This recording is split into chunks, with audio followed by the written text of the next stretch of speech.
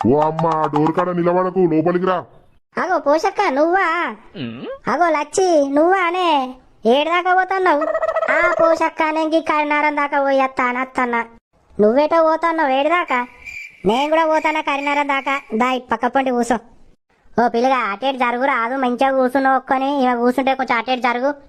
అయితావు కానీ మరి ఏం పని మీద పోతున్నావు కరీంనగర్? ఏం లేదే పోషక్క, మా అక్కగిన కరీంనగర్లోనే ఉంటారు కదా. నిన్న మా అక్క చీర తీసుకున్నదాట, చీర చుట్టూ దాచెళ్ళే అంటే పోతాన్నా చూసిరాను. మరి నువ్వేం పని మీద పోతానవే?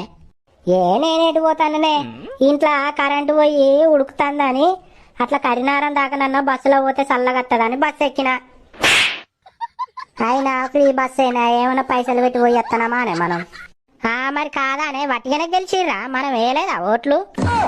ఉండాలి మీరు భూమి మీద, మీరెత్తనే గెలిచిరు, ఇక మేము ఎత్తే గెలవలే. ఒకలేమో చీర చూసిరాను, ఒకలేమో చల్ల గాడుపు రాను, మంచిగా తిరుగుతారు పో బస్సులల్లా. అగ్గో చూసినా అవే ఫ్రీ బస్ అనుడుతూనే చూడు ఎట్లా తిరుగుతారు ఆడోళ్ళు. అవునే నిజంగానే, అసలు ఫ్రీ బస్సు పెట్టనే పెట్టద్ది ఆడోళ్ళు.